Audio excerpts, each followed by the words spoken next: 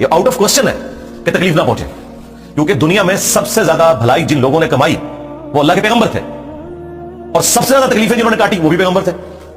अबू दाऊद में, तिरमिज़ी में हदीस है, और ये हदीस इमाम हाकिम ने अबू जर गिफारी वाले चैप्टर के टॉप पे पहली हदीस ये दी है, क्योंकि उनकी जिंदगी गमों से इबारत थी। हदीस क्या है तिरमिज़ी में, अबू दाऊद में, कि अल्लाह ताला सबसे ज्यादा तकलीफ दुनिया में अपने उन बंदों को देता है जो सबसे बढ़कर अल्लाह को महबूब होते हैं, उसके अंबिया।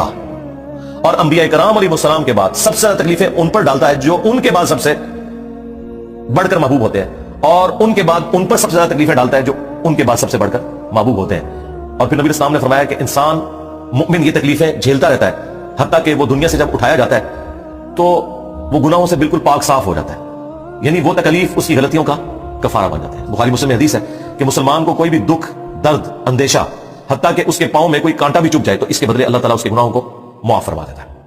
तो तकलीफ जरूर आनी है।